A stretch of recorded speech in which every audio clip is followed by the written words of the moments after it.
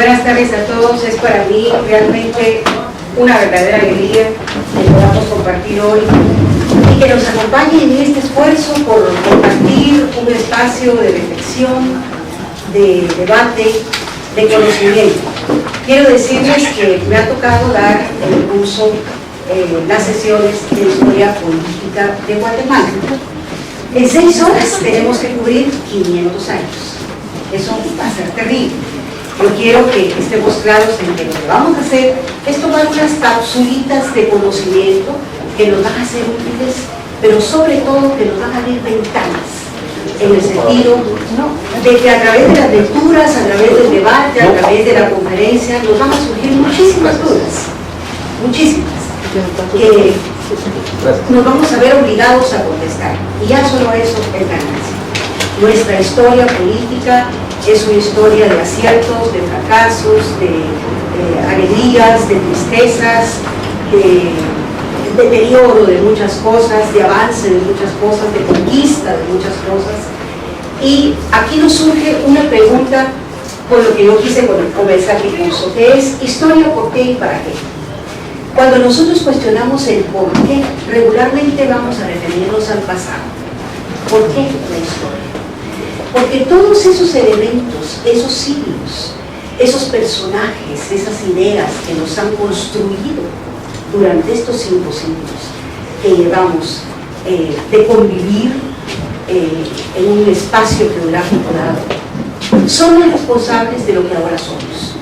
Son los responsables de cómo pensamos hoy. Son los responsables de nuestros errores, de nuestra cultura, de nuestros avances en muchas direcciones. Y entonces, si nosotros no comprendemos esta evolución y estos por qué, no podemos explicar nuestro presente, no podemos conocernos a nosotros mismos. ¿El para qué? Bueno, con todo este conocimiento que vamos a atesorar a través de las miles páginas de lecturas que ustedes van a leer de hoy en adelante, nos van a permitir construir el futuro. Si nosotros sabemos todo lo que no hay que hacer, todo aquello que no hay que repetir en la historia como error, vamos a avanzar en una dirección un poquito más certera. Si nosotros aprendemos de las grandes ideas que nos han precedido, si nosotros aprendemos de las malas ideas que nos han precedido, entonces podemos construir nuestro presente y pensar en un futuro mejor. Esto que estoy diciendo, pues lógicamente no es una novedad. Don Eduardo Galeano, que me imagino que algunos conocen, reflexionó: ¿la historia se repite o se repite solo como penitencia de quienes son incapaces de escuchar? ¿Y por qué como penitencia? Porque estamos condenados como sociedad a repetir una y otra vez errores que se cometieron en el pasado, por no conocerlos, por no conocer las soluciones. Y entonces abordamos los mismos problemas, nos estrellamos con las mismas malas soluciones y seguimos enredados. Entonces, conocer la historia es conocer un poquito de todas esas soluciones que nos da, ya sea a través de errores o de aciertos. Saber lo que potencialmente podemos ser como miembros de la comunidad humana. Fíjense ustedes que yo me pongo a pensar a veces en Guatemala. Guatemala es un país riquísimo. Tenemos un recurso humano muy valioso que lamentablemente ha sido desaprovechado de 1000 formas. La gente en Guatemala tiene que salir de Guatemala para poder encontrar futuros profesionales, porque la educación nacional no lo da. Entonces, el hecho de potenciarnos como sociedad, el hecho de saber lo que somos, nos da también una ventana hacia construir un mejor futuro. Poder compararnos, definirnos, diferenciarnos, mejorarnos. ¿Por qué Guatemala no se puede comparar con el sistema político suizo, por ejemplo? Ellos son una sociedad pluricultural. Es una sociedad que habla 6, 8 lenguas, entre lenguas formales, oficiales y dialectos. Conviven muy en paz. es uno de los países que tiene el nivel de vida más alto del planeta Tierra.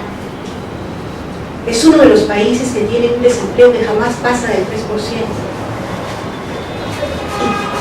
Y es un país que tiene materias primas, y están en la cúspide del bienestar humano para sus ciudadanos. Compararnos y que nos choque toda esta realidad nos pone retos como sociedad. Explorar el origen, la causa, los efectos de lo que nos ha construido como cultura, como país, como individuos. Y conocer el pasado significa también mejorar el futuro, mediante un recorrido por las mejores ideas. Lo que les decía antes, cuando recorremos nosotros el pasado nos damos cuenta de que hubieron ideas excepcionales que nunca se pusieron en práctica, que chocaron con una realidad inepta, con mentes pequeñas que no pudieron darles cabida. Entonces, el poder conocer eso y decir, esto podría funcionar, nos sirve. He aquí lo que yo pienso que es la historia y por qué todos los guatemaltecos y todas las personas con amor a su país debieran de conocer su pasado. Me van a disculpar, debe ser la edad, ya soy sesentona, tengo la boca seca, espantosamente. No sé por qué. Siguiente, por favor. A nosotros nos va a tocar ahora dar un vistazo a vuelo de pájaro, como les digo, sobre lo que llamamos época colonial.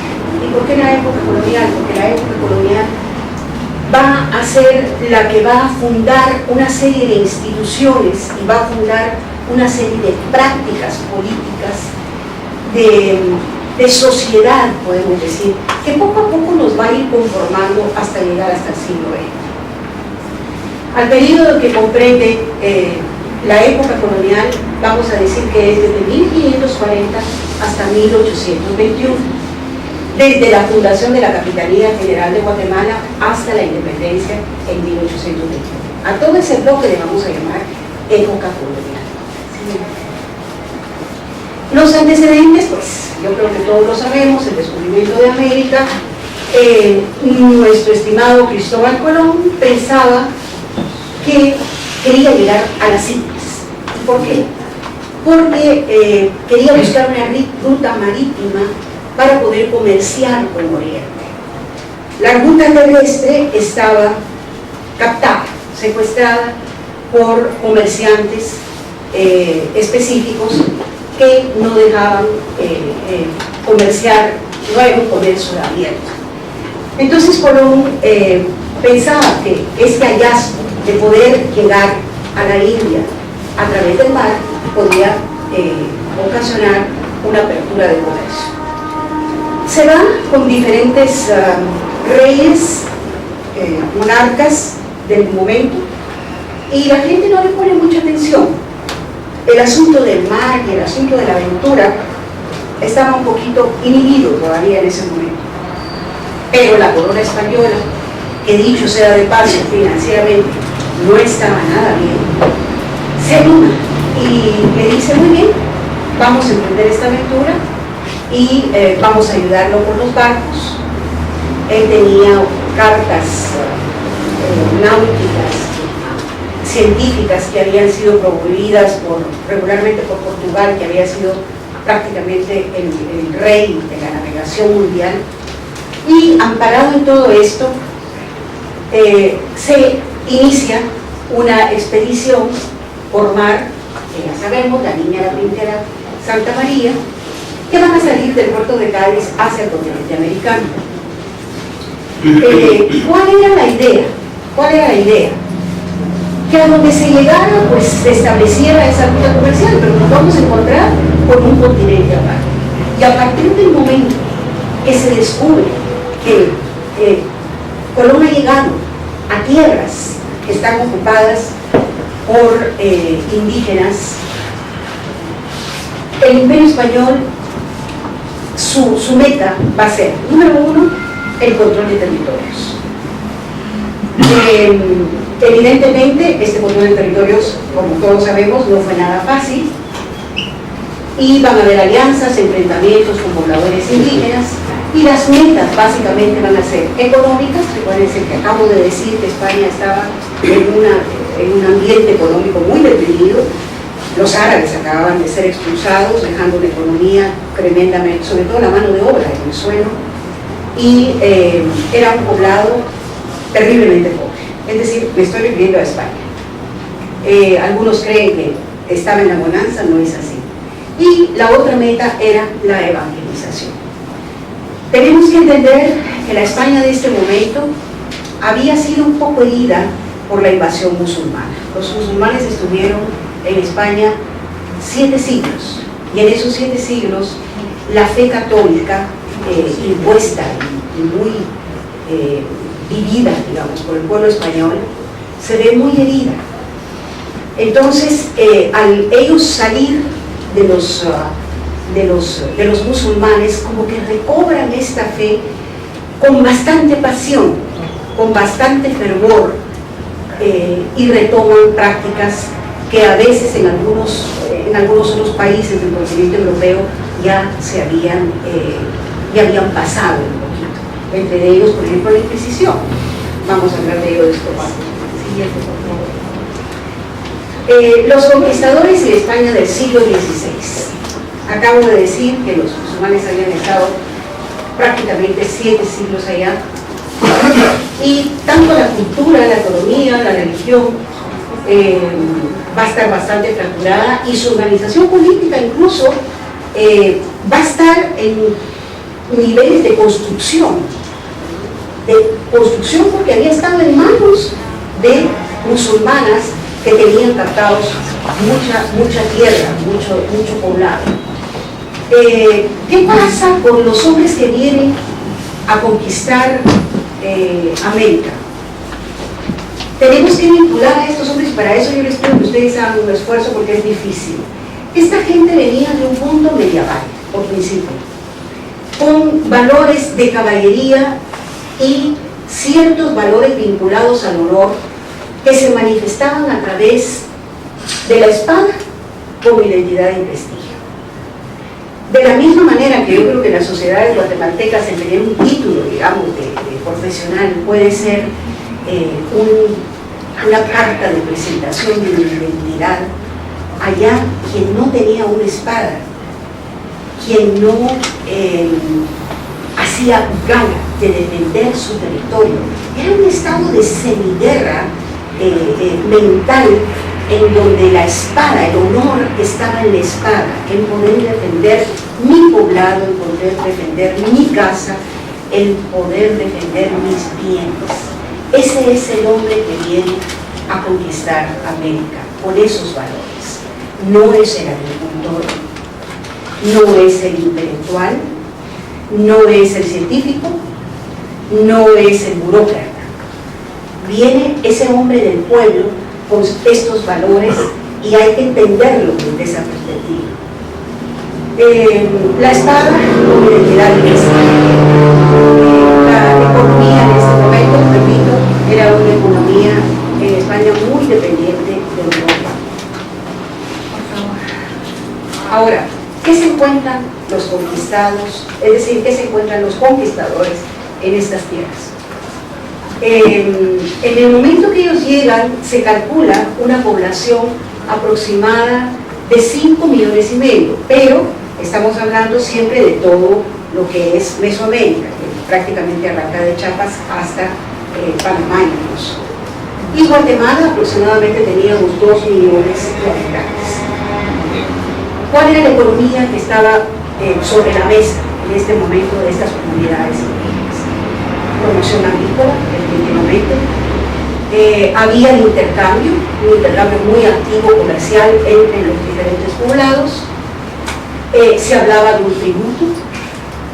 Los señoríos que vamos a verlo dentro de un momento, que se habían establecido, eran señoríos que constantemente estaban conquistando poblados vecinos y haciendo que se tributaran al caer bajo esta podemos decir unidad política. Estamos hablando también de que teníamos más o menos entre 20 y 30 lenguas en la región mesoamericana. Fíjense que este es un aspecto muy importante que tiene que hacernos pensar en algunas cosas. El hecho de que hubiese tanta variedad lingüística, en mucho sentido, hacían que las unidades políticas estuviesen un poquito dispersas. Y eso facilitó mucho la conquista en América, en Mesoamérica, porque los poblados no tenían una función política, una vinculación. Imagínense ustedes con 20 lenguas. La organización política era una ciudad-estado, que eran unidades políticas que competían comercial y políticamente. Los cacicazgos y los señoríos. Regularmente esta sociedad estaba bastante jerarquizada. ¿Qué quiere decir eso? Tenemos regularmente una élite, nobleza, ¿verdad?, que generalmente va a estar representada por los reyes, los príncipes y las personas encargadas de la religión, que tenían contacto con el cielo, con la luna, con los diferentes tipos de cosas. Y había también, lejos de estos cacicazgos, había también mini comunidades de pueblos tribales independientes. Ahí teníamos artesanos, comerciantes y muchos esclavos. La esclavitud entonces para el indígena latinoamericano no va a ser una sorpresa con los españoles. La sociedad precolombina sufría de todos estos males. Grandes centros, tenemos a Quiché, cuya capital prácticamente era Cumarcaja, y Quiché era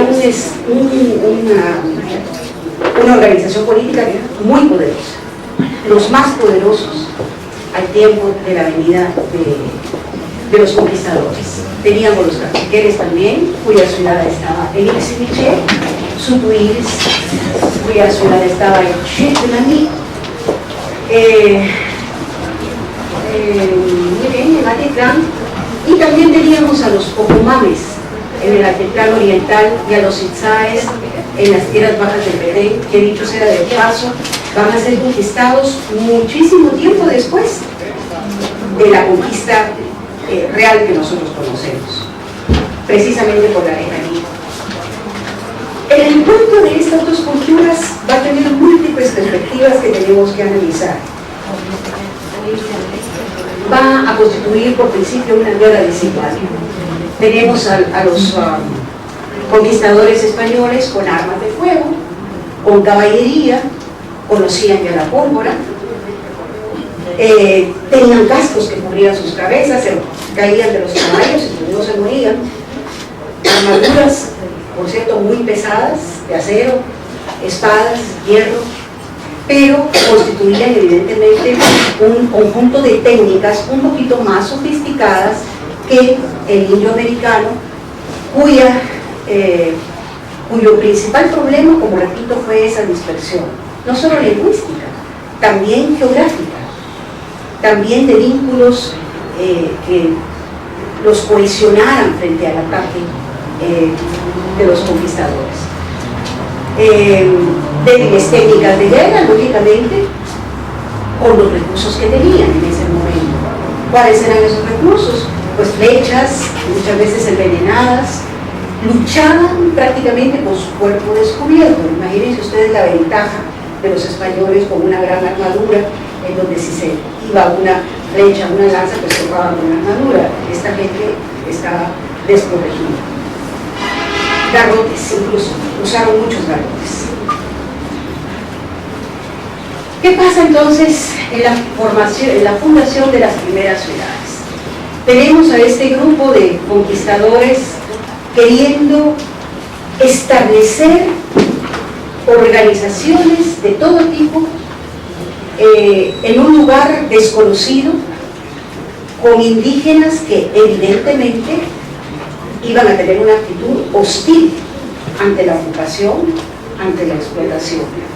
La primera ciudad va a estar en Ixmiché, la segunda en Almolonga, la tercera en Panchoy y va a ser hasta 1776 por una serie de problemas como terremotos, el volcán de agua, etcétera, que se va a trasladar al Valle de la Virgen, que es en donde actualmente nos encontramos, y que se va a llamar Nueva Guatemala de la Asunción. Ahora bien, tenemos que organizarnos políticamente. ¿Cómo lo vamos a hacer? Bueno, lo primero va a ser que los conquistadores van a ser nombrados capitanes por la corona española. Van a haber encomenderos también, que vamos a ver cuál es su papel, y van a existir los cabildos, que va a ser para regularmente establecer el control de ciudades de españoles. Dentro de sus atribuciones, regularmente va a ser repartir solares para españoles y administrar la mano de obra también de los indígenas. Se iba al ayuntamiento, el encomendero iba al ayuntamiento y le decía: mire, yo necesito 100 indígenas para poder cultivar tal cantidad de tierra. El ayuntamiento entonces se dirigía al corregimiento, que era el cabildo de indios, tenía a su cargo los pueblos de indios, ahorita vamos a ver, y se registraba entonces qué cantidad de indios y qué trabajos iban a hacer en este momento. Las funciones, como les dije, repartir solares, el ordenamiento incipiente de las ciudades, porque imagínense ustedes, había que hacer canales de agua, había que hacer carreteras, caminos, puentes. Era un trabajo gigantesco. Siguiente, por favor. En esta organización surgen los pueblos de indios. ¿Qué eran los pueblos de indios? No era más que organizar a los indígenas en un territorio geográfico dado para poder tener control de ellos, poder tener su mano de obra y tenerlos controlados en muchos sentidos. En estos pueblos de indios regularmente se dejó tierra para que los indígenas cultivaran su propia alimentación, ¿verdad?, para su familia, y también se dejaron muchas tierras comunales que pertenecían al pueblo. Estas tierras comunales más adelante, que eran hectáreas, miles de hectáreas, van a ser productos de una serie de manoseos, tanto de las alcaldías como de muchos terratenientes que se van a apropiar de ellas. La otra cosa era la instalación prácticamente desde un gobierno propio. Teníamos al tatoque que dependían de los ayuntamientos o corregimientos, o sea, era un pequeño autogobierno en los pueblos de indios. ¿Qué pasa con todo esto? En cuanto a los indígenas, estamos viendo a una población que está siendo confrontada, a un grupo de hombres que no habla su idioma, que no tiene sus costumbres, que cree en otros dioses ajenos a lo que los indígenas estaban acostumbrados, que tienen otras formas de trabajo y que les obligan a trabajar. Esto crea un desarraigo como cultura, digamos un entorpecimiento del desarrollo normal de la cultura de una manera bastante abrupta. Lógicamente, ¿cuál va a ser la respuesta primaria? La resistencia. Y esta resistencia la tenemos nosotros que tener clara en los 5 siglos que vamos a trabajar, porque va a determinar no solo las relaciones entre grupos, sino el aislamiento, la falta de integración de estas dos grandes culturas que la vida quiso confrontar. Es algo sumamente importante para comprender nuestras sociedades de ahora. Tenemos 2 repúblicas, como siempre.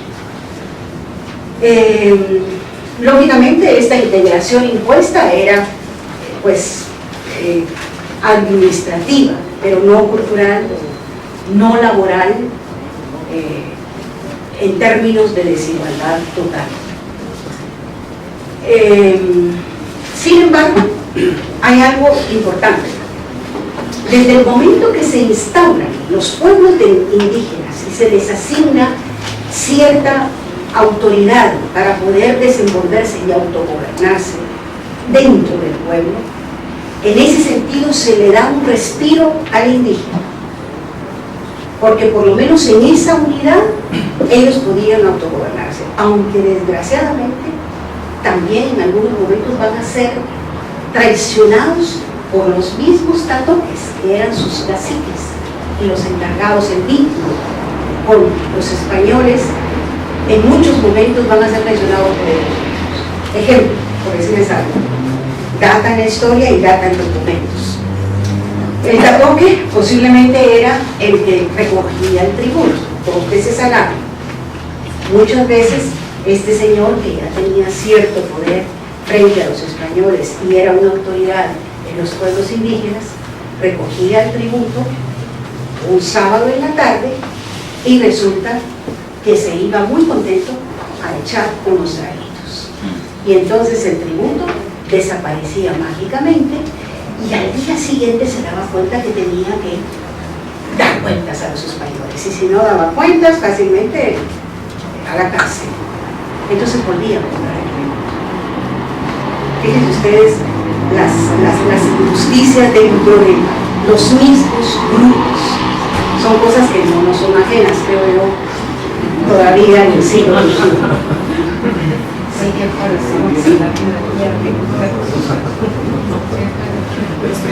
Solo una molestia. Dice que necesitan sacar un vehículo en el parqueo.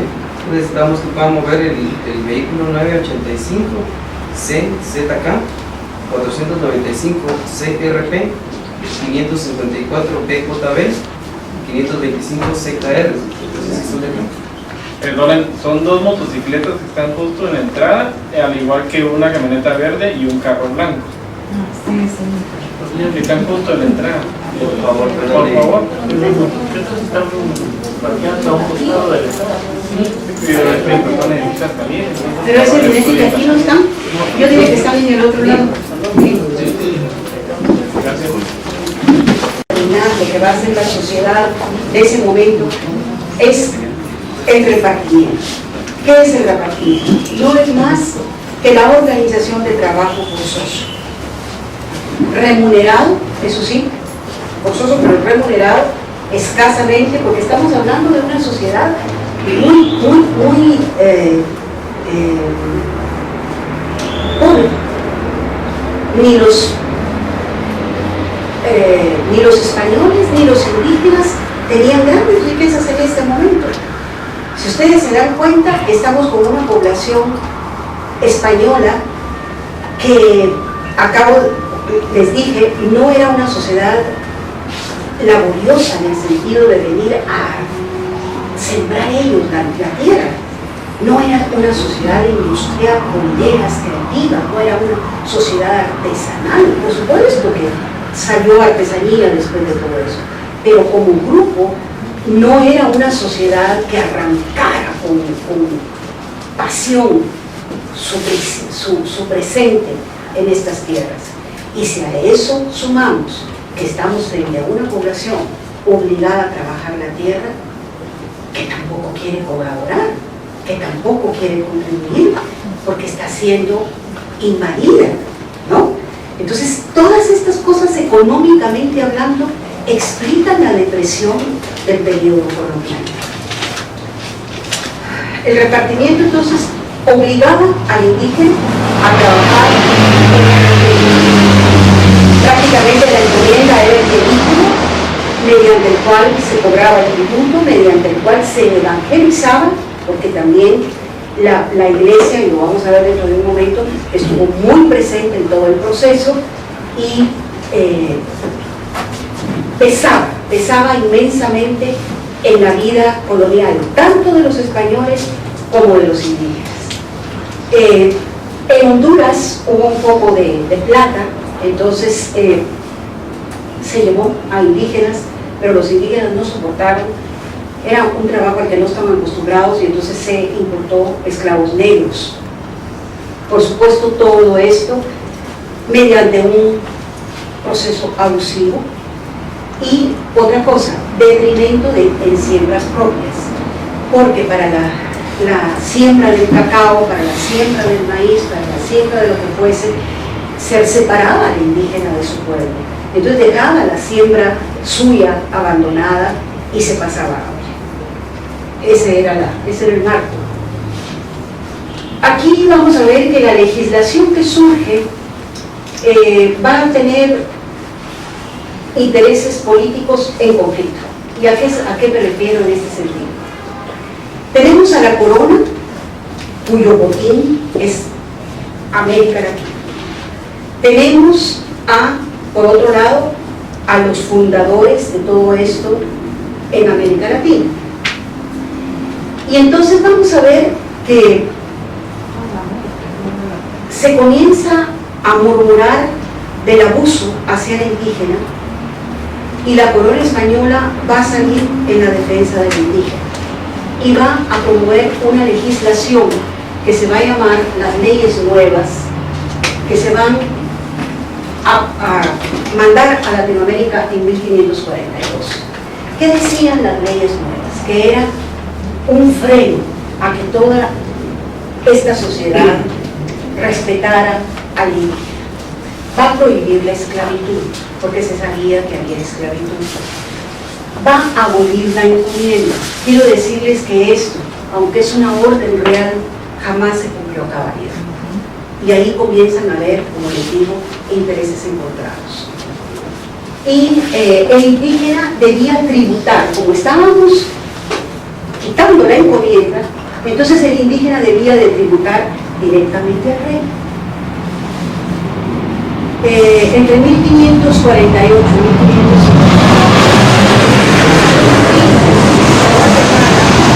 un presidente de la audiencia se llamó Cerrato, que ejerció mucha presión a lo largo de toda Latinoamérica y logró que ciertas leyes pudiesen cumplirse.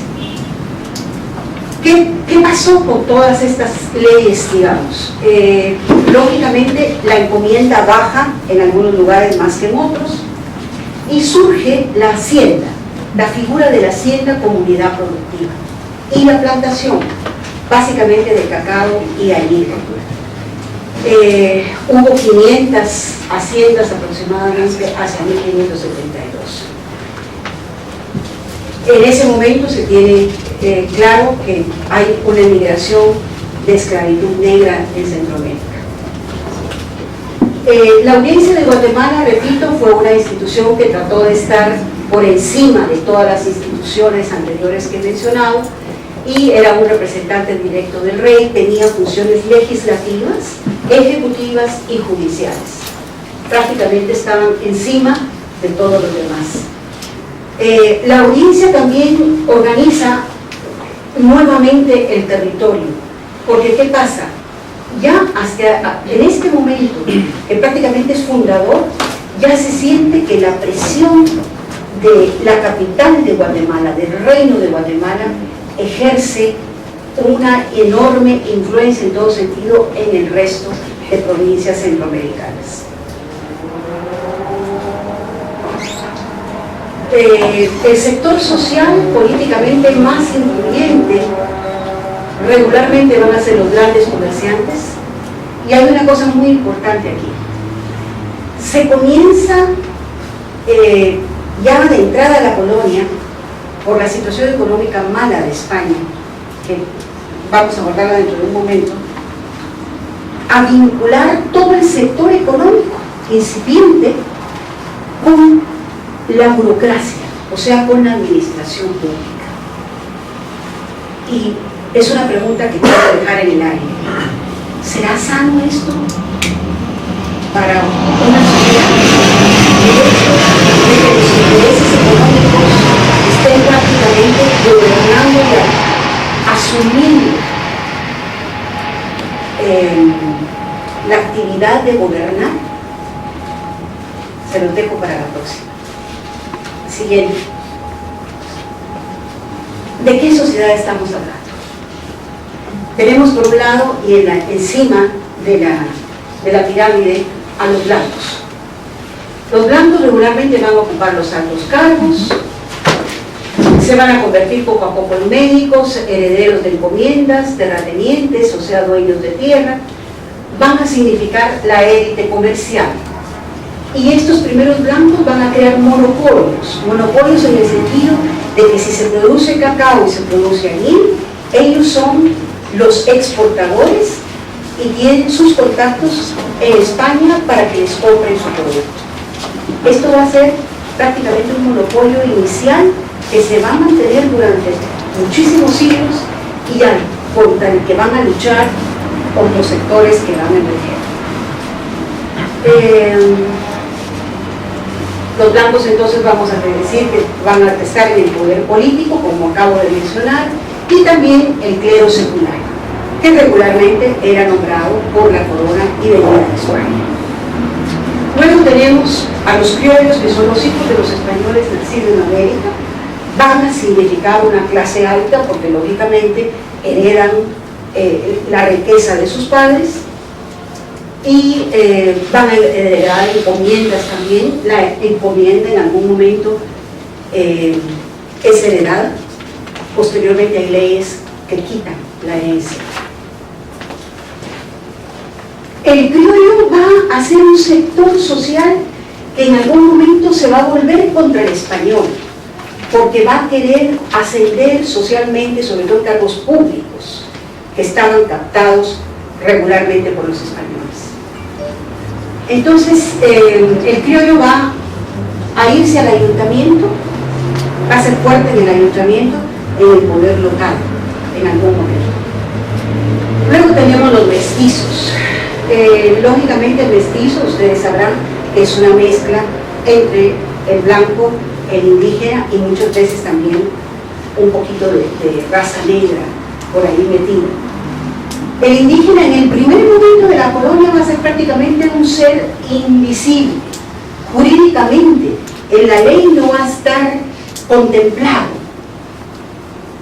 porque la sociedad de este momento es una sociedad de castas, en donde hay españoles blancos y hay indígenas nativos del continente.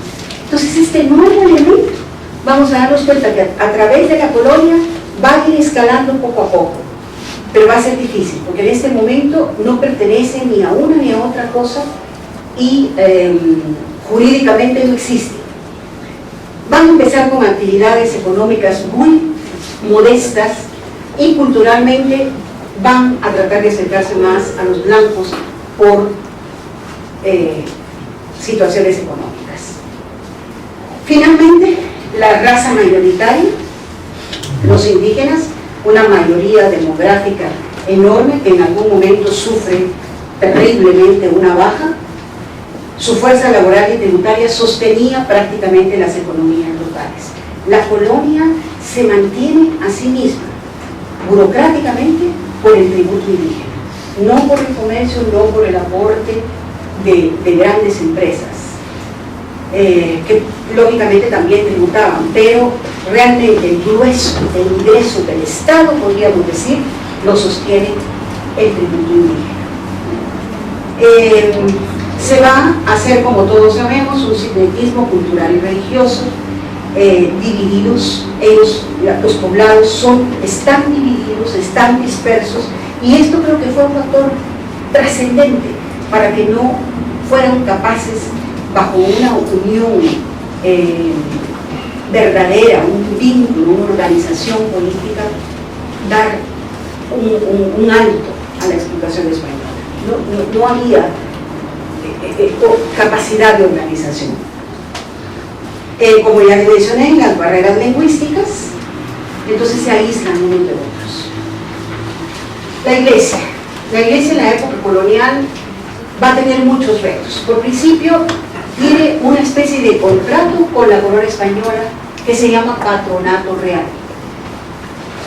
La iglesia va a tener como objetivos, lógicamente, la evangelización de la población colonial. La presencia de comunidades indígenas tiene que ser a través de las órdenes regulares. Regularmente son jesuitas, dominicos, franciscanos, los que se van a los diferentes poblados indígenas. Uno de sus objetivos también es la enseñanza del castellano. La fundación de hospitales, seminarios y más tarde van a tener a cargo durante muchos siglos la educación de toda Latinoamérica en sus manos. ¿Cómo se organizaban? Pues había el clero secular que regularmente va a estar en las capitales, en las metrópolis, podríamos decir, en las ciudades, y se van a poner ahí obispados, parroquias muy cercanos al poder político. Y el clero regular, que como acabo de decir, regularmente se iban a los poblados a evangelizar. Los pueblos de indígenas tenían que pagar la manutención, la comida, sobre todo, de estas órdenes. Estas órdenes hicieron inmensos acercamientos de todo tipo. Fueron la paz, entre comillas, que llevó a poblados oprimidos por muchas razones. Ahora, los intereses de la Iglesia también, como todos los intereses que estamos viendo en el mundo colonial, también van a toparse con problemas. Por un lado, la alianza con la corona les va a exigir el control de los indígenas, de los poblados indígenas, su evangelización y la protección del indígena. La corona española deja en manos de la Iglesia la protección del indígena. Pero ¿qué pasa con esta protección? La protección del indígena va a confrontar a la Iglesia con todos los intereses económicos que tenemos en el momento. El repartimiento, el trabajo forzoso, diferentes cosas. Es aquí en donde surge esta conflictividad de la Iglesia, y muchos sacerdotes, muchos curas, se vuelven prácticamente el brazo ejecutor de los intereses económicos en contra del indígena. Y muchos, como Fray Bartolomé de las Casas, atraviesa el océano 11 veces para irle a decir a la corona: no hay justicia en Latinoamérica, necesitamos que esto cambie, y por eso vienen las leyes nuevas. Entonces, tenemos de todo, tenemos de todo. Creo que esto explica. El poder económico de la Iglesia es bastante fuerte. La Iglesia se sostiene con ingresos reales directos en ciudades y pueblos de indios. Hay donaciones de familias, hay herencias, se les conceden tierras, se les da tributo de diferente forma, el diezmo principalmente. Los dominicos se vuelven una orden bastante poderosa, son muy trabajadores, y entonces comienzan incluso a la caña de azúcar, y todo esto fue labor de los dominicos en Guatemala. Fueron los primeros que sembraron caña de azúcar con mano de obra indígena. Su poder económico y político prácticamente es un pilar en donde descansa el orden colonial. Cuando yo les digo propiedades, son realmente miles de hectáreas, miles de propiedades, es decir, un patrimonio inmenso en propiedad de la Iglesia. En el siglo XVIII expulsamos a los jesuitas. ¿Por qué?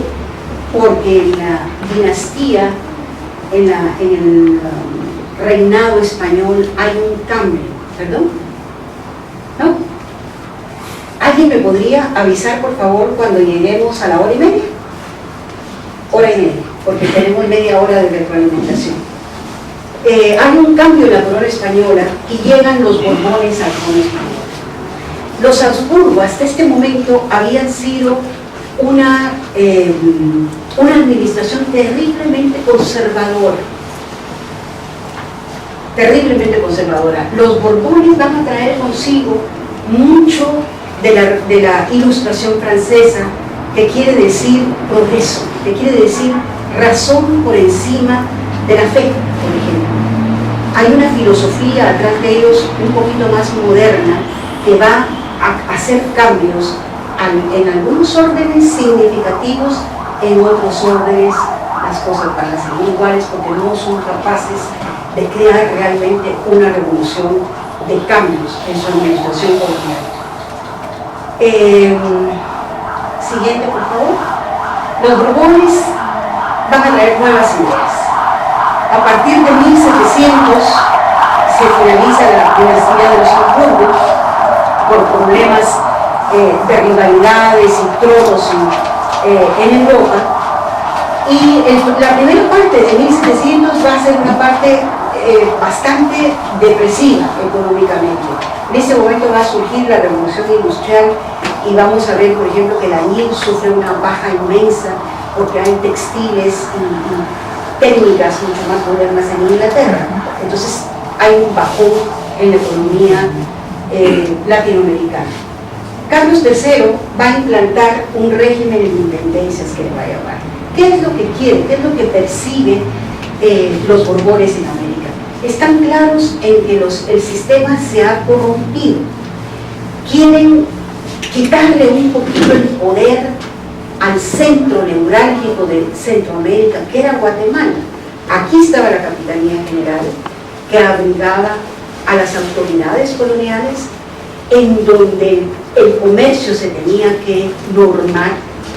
Y entonces resulta que todo el sistema estaba prácticamente armado y la provincia que, digamos, los beneficios que debían de ser repartidos de alguna manera equitativamente entre todas las provincias se quedaban en la capital de Guatemala. Todo esto hace que Carlos III quiera cambiar totalmente. Por un lado quiere centralizar y que sea directamente la colonia un actor más activo en América Latina, y por otra parte quiere descentralizar y quitar poder hacia la capital de Guatemala. Este despotismo ilustrado, como les repito, así se llamó este movimiento de la ilustración, es un fenómeno cultural que hace mucho eco en Europa y que es patrimonio, podríamos decir, intelectual de élites que son educadas.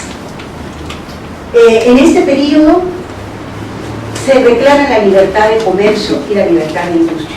Fíjense ustedes que España había decretado que cualquier industria en América Latina no debía competir de ninguna manera con industrias en España.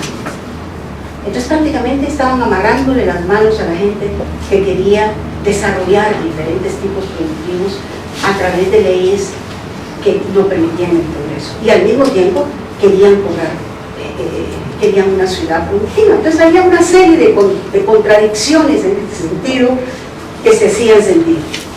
Se abre el comercio, se abre la industria, se abren puertos, porque fíjense que teníamos nosotros que tomar toda nuestra carga exportadora e irnos a México, a Veracruz, al puerto de Veracruz, para sacarla al mar.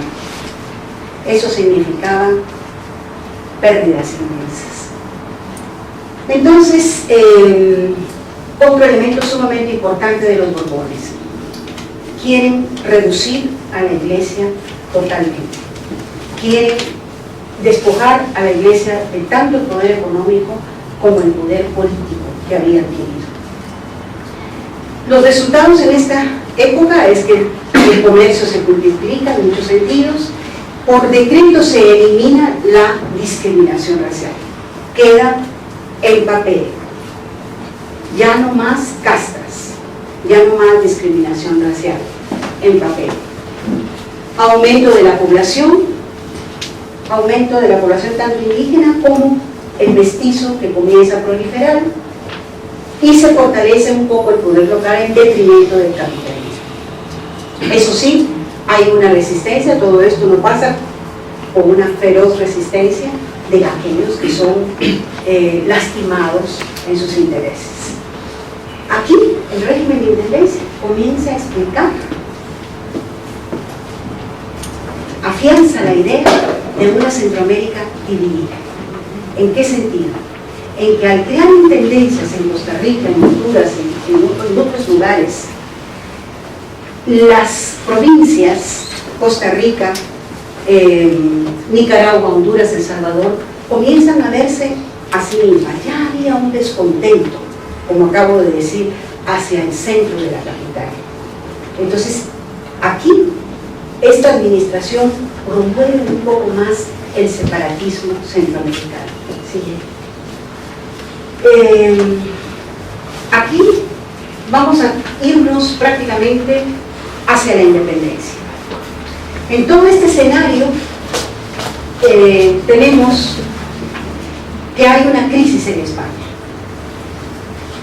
Don Carlos IV era el padre de Fernando VII, que iba a ser su sucesor, y resulta que don Fernando VII era un chico más o menos de 18 años, bastante inquieto, que estaba en desacuerdo como buen adolescente con su padre y su madre, y escribe una carta a don Napoleón Bonaparte, que estaba a la vecindad y que era ya un personaje mundial, diciéndole que quería una chica francesa.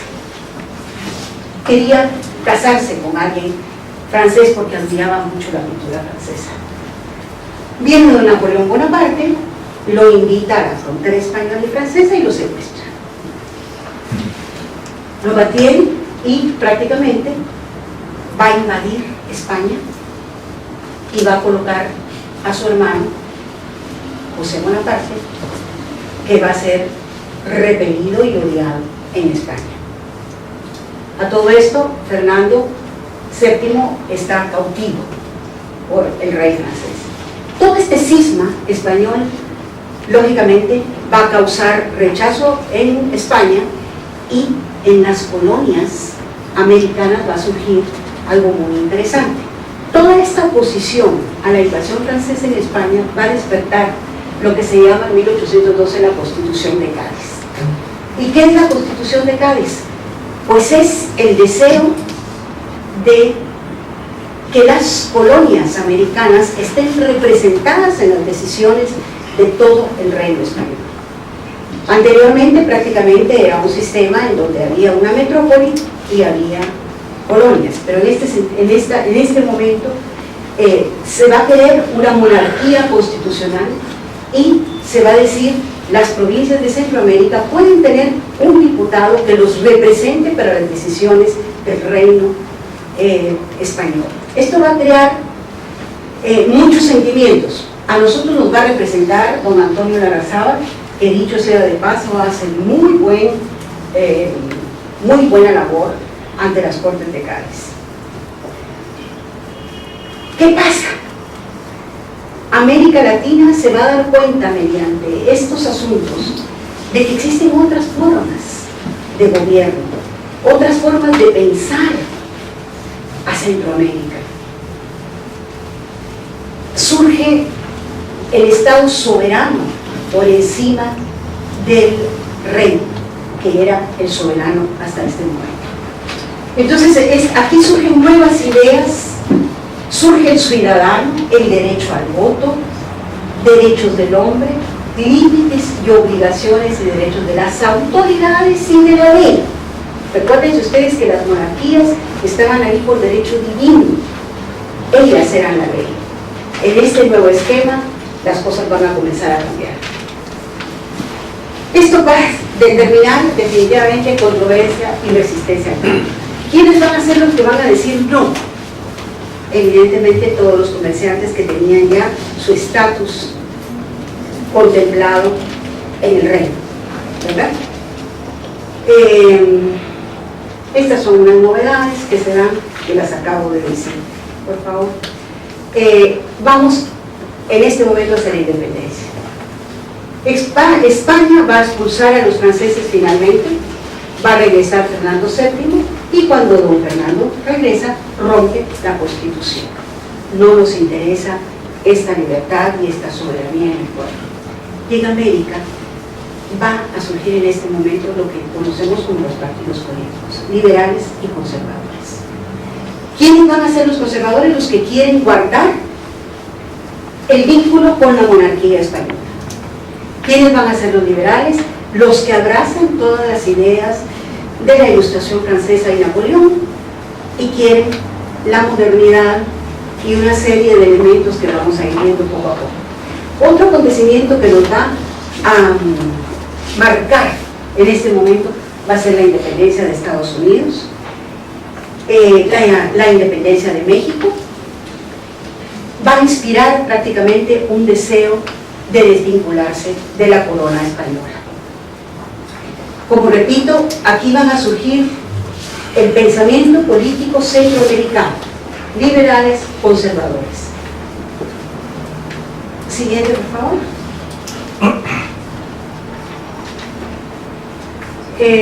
Vamos a llegar a 1820 y resulta que don Fernando VII es obligado de nuevo a cumplir la Constitución, pero ya en Centroamérica habían vientos diferentes, ya no nos interesaba estar vinculados, habían surgido nuevas ideas alimentadas por la independencia de Estados Unidos y las posiciones ideológicas ya estaban consolidadas. El Partido Liberal va a apoyar la independencia, va a proponer una república federal en Centroamérica. Su tendencia va a ser modernizarlo todo, abrir el comercio y agilizar la productividad, romper con anteriores esquemas en todo sentido. Combate a monopolios comerciales, lógicamente, porque el comercio estaba atrapado por las élites. Y quieren la conquista de libertades ciudadanas. Son totalmente anticlericales, no les gusta la iglesia, y sus representantes van a ser Pedro Molina, terratenientes medios, comerciantes de añil, tabaco y sobre todo algunas élites que habían estudiado el proceso de la Ilustración. Los conservadores, ¿quiénes van a ser? Van a simpatizar con una monarquía constitucional. Las cosas comienzan a tomar rumbos diferentes y dicen sí, hay que poner por escrito ciertas reglas para limitar el despotismo y el autoritarismo total de la monarquía. Ellos quieren seguir con su sistema de castas, aquí están los blancos y allá están los indígenas. El papel del conservador, hay que protegerlos, pero también tienen que trabajar para nosotros. Hay que dejarlos que tengan su tatoque y que tengan su autogobierno. Sí, pero no los educamos. Son actitudes muy conservadoras.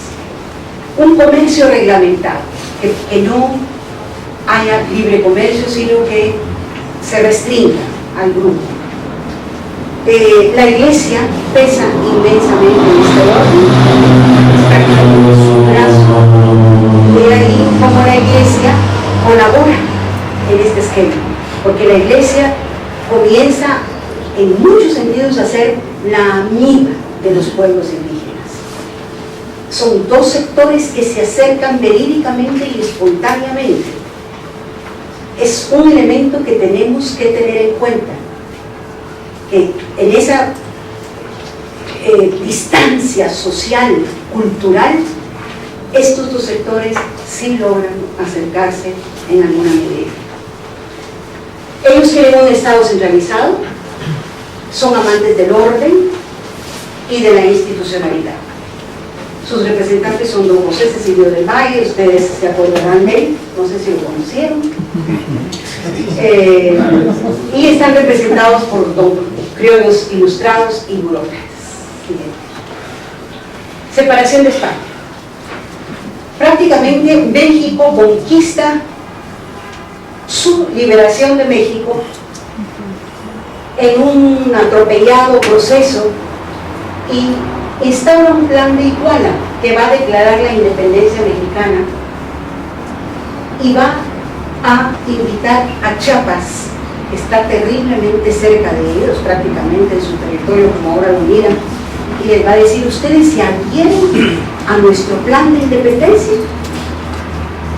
Septiembre de 1821, bueno, en este momento México le dice a Guatemala: nosotros estamos logrando nuestra independencia, Y si ustedes no la logran y no se adhieren a nosotros vamos a considerar el istmo centroamericano como una amenaza, porque ustedes representan los poderes reales y estamos en fronteras.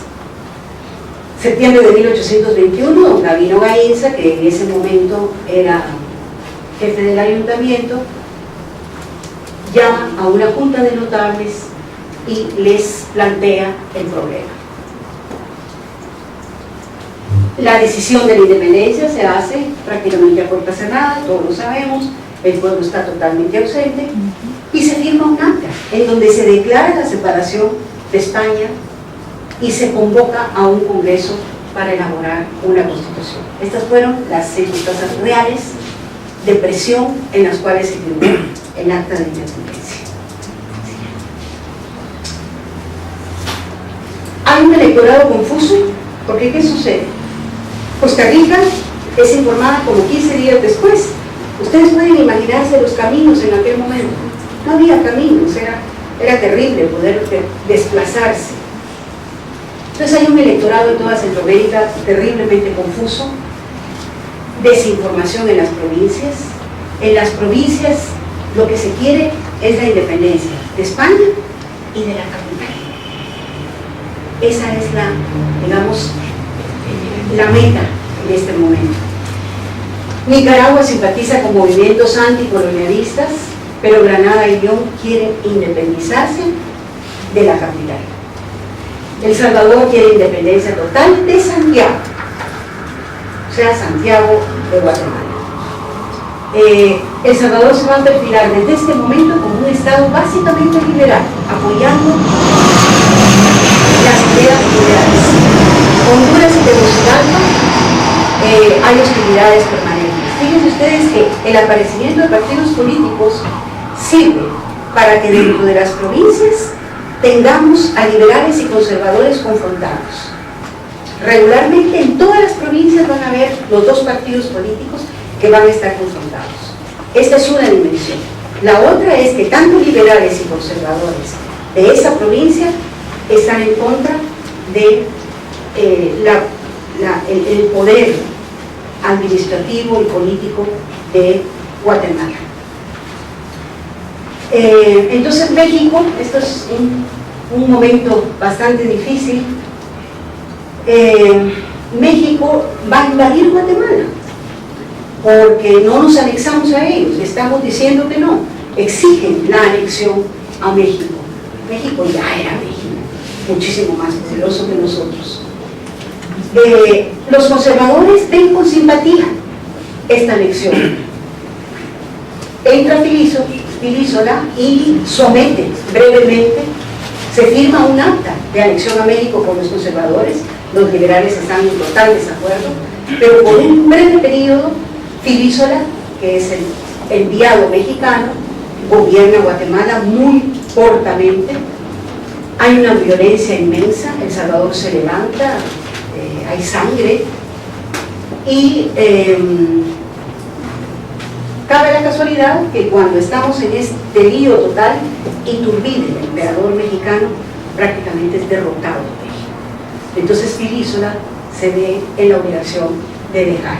Inmediatamente los liberales aprovechan el momento de que por fin estamos libres de los mexicanos, no sin antes pagar una indemnización a la tropa que nos había invadido, y se adquiere conciencia un poquito de la necesidad de unidad centroamericana, porque los dos partidos no se lograban poner de acuerdo. 1824 va a declararse una nueva acta que para mí pues es una segunda independencia, en donde se van a declarar las provincias unidas de Centroamérica.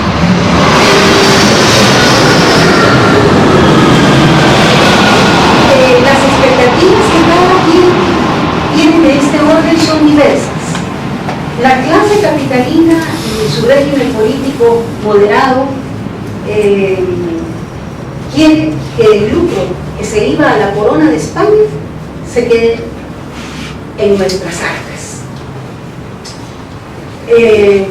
No quiere mucha transformación social, hay en la provincia el deseo de liberarse de los controles y de autonomía, o sea, Salvador, Honduras, Nicaragua, Costa Rica y Panamá. Y los grupos medios ilustrados, algunos criollos, diversidad de opiniones, oposición a la nobleza. Hay una esperanza de mejores oportunidades. La participación indígena, lógicamente nula, pero los levantamientos de los indígenas habían comenzado a crecer. Regularmente el levantamiento indígena en todo este proceso se refiere a aspectos económicos y abuso en los trabajos forzados, abuso en el cobro del tributo, insatisfacción. Fue una constante el levantamiento indígena, en ningún momento cesa. Muy bien. ¿Qué pasa con la Federación Centroamericana? Se instaura una república federal y se dice que va a ser republicana, representativa y federal. Aquí vamos a tener el poder ejecutivo, que va a tener un presidente y un vicepresidente, luego un poder judicial, que va a tener una corte de justicia, y el poder legislativo, que va a estar conformado por un senado y un congreso. Autonomía y dependencia. Se trató de darles un poquito de autonomía, pero el vínculo con la capital sería, pero esta vez ya con una representación de todos en la gran Federación Centroamericana. Cada estado debía organizarse de la misma forma, fíjense ustedes. Cada estado debía internamente que tener un jefe y un vicejefe de estado, tenía que organizar su corte de justicia y tenía que organizar su congreso. Las características relevantes de estas disposiciones eran limitar el poder del Ejecutivo, con un Ejecutivo fuerte que ya sabemos que subsiste, fortalecimiento de la libertad individual. Se oficializó la religión católica, el sistema electoral en 3 grados, vamos a verlo, fortalecimiento del poder legislativo y potestad de los estados de formar un ejército. Este punto sexto fue la peor de las disposiciones que se pudieron dar. Cada estado podía formar su ejército. En este momento nace prácticamente el permiso de que los ejércitos locales vayan en defensa de sus propios intereses y hayan enfrentamientos entre provincias. Los Estados Unidos nos lanzan una felicitación inmensa y nos dicen América para los americanos. España no va a reconocer esta independencia hasta 1847. Ellos seguían pensando que nosotros éramos colonias de ellos. Las debilidades del nuevo orden. Escasez de recursos apremiantes. Plata no hay para organizar este inmenso aparato burocrático. ¿Cómo vamos a pagar gente del Ejecutivo y organizarlo? Legislativo y judicial. ¿Qué experiencia tenemos como nación para organizarnos de esta manera? Tenemos un analfabetismo en este momento del 80% de la población centroamericana. ¿Cómo vamos a organizar todo esto? No solo recursos humanos, sino que, lógicamente, también económicos. La imposibilidad de dotar a los estados de recursos para la administración, que acabo de decir. Imposiciones tributarias ignoradas, porque ¿qué sucedía? La federación, como tal, exigía tributos a cada provincia, ¿verdad? Todas las provincias eran las encargadas de mantener ese aparato burocrático que era la federación, aparte del propio. Reconocimiento de la deuda inglesa. Había una deuda millonaria anterior que para afianzarse como Estado, para obtener créditos, tenía que ser pagada. Entonces, ¿qué sucede con la deuda inglesa? Se paga y ingresan al erario de la Federación alrededor de 7 millones de aquel tiempo, de los cuales llegan al final a la caja estatal alrededor de 600,000. Y hay una inconformidad de todas las provincias. Recursos económicos no existen. Hay un exceso de legislación. Tenemos aquí un momento, y yo los invito a que ustedes lean en algún momento a los hombres que construyeron este momento. Eran hombres en donde se respiraba realmente una vocación por el Estado, un deseo de paz, un deseo de justicia, sí, pero en papeles, en un mundo en donde no aterrizaban en la realidad centroamericana. Estaban mirando siempre hacia afuera, a ideales extranjeros. Todo esto va a tener un mal recibimiento de toda la parte conservadora, y podemos ver desde este momento una total ausencia de lo que era el debate y el consenso en cualquier decisión. Centroamérica adolece y sigue adoleciendo de este elemento para poder avanzar.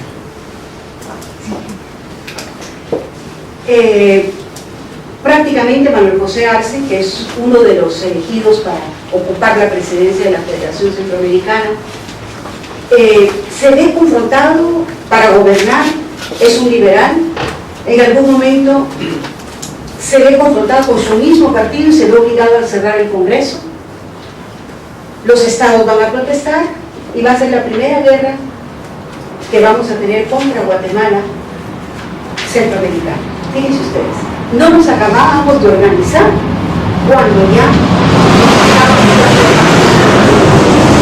surge Francisco Morazán, la figura de Francisco Morazán en Honduras, que va a ser un liberal, un hombre de mucha talla, liberal, y va a levantar fuerzas contra Guatemala por la traición, podríamos decir, de Manuel José Arce, en tratar de conciliar intereses de liberales y conservadores.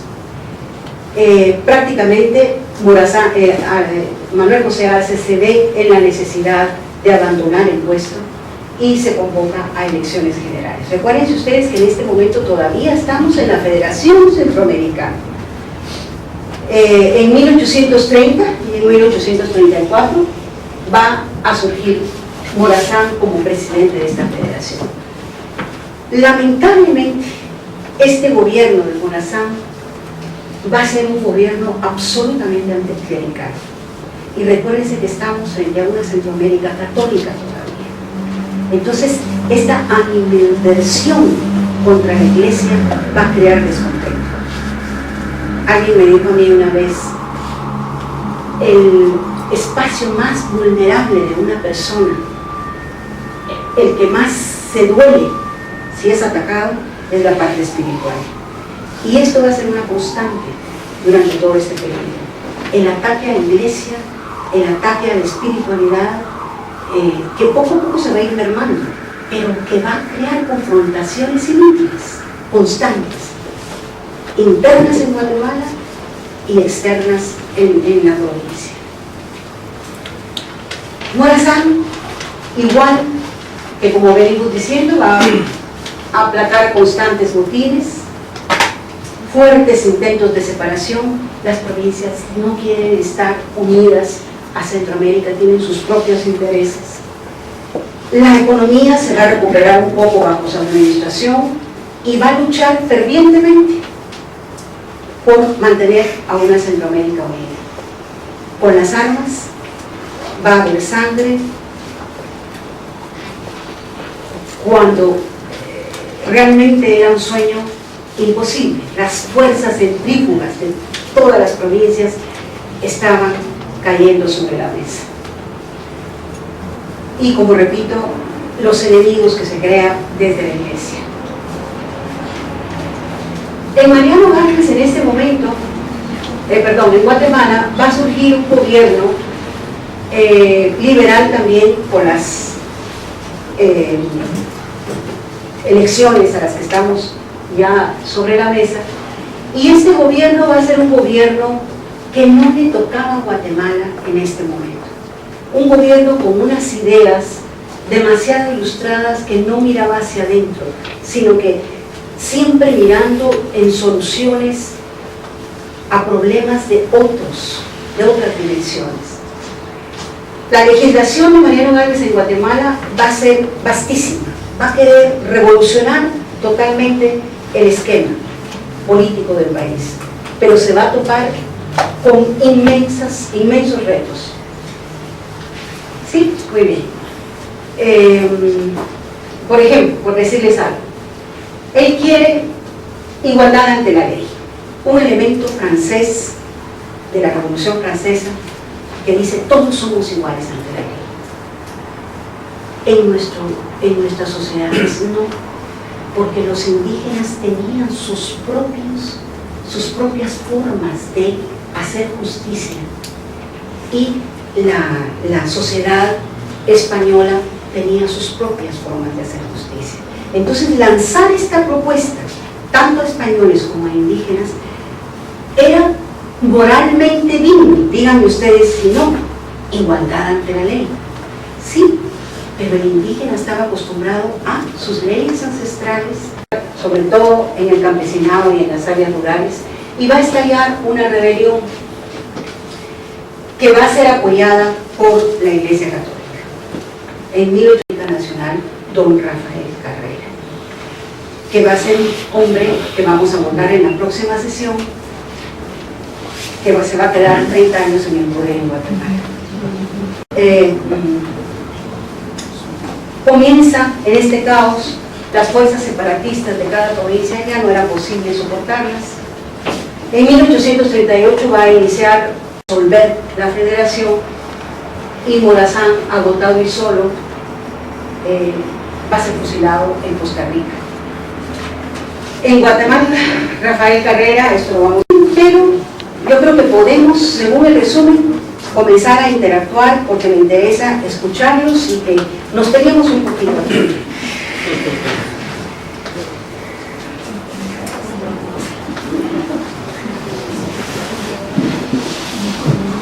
Número 1. Tenemos 1, 2, 3 y 4 filas. Desde ustedes hacia acá. Vamos a hacer 2 propuestas. Somos conquistadores, venimos a América Latina, ya sabemos las condiciones a las que nos vamos a encontrar, y yo quiero que ustedes me digan 2 instituciones de cómo organizar este reto que tenemos enfrente. Tierra, una comunidad hostil a las que tenemos que hacer trabajar, porque nosotros no tenemos mucha herramienta de trabajo mental, podríamos decir. ¿Cómo hacemos para ser justos? ¿Cómo hacemos para crear una sociedad? 2 propuestas de 2 instituciones. Los dejo 3 minutos sabiendo todo esto. Y de las otras 3 filas últimas, 4 me parece que son, 4 filas últimas. Independencia. ¿Por qué y para qué? Independencia. ¿Por qué y para qué? 3 minutos para que preparen sus ponencias, y los que quieran exponen, y los que quieran rebaten, y los que quieran escuchen.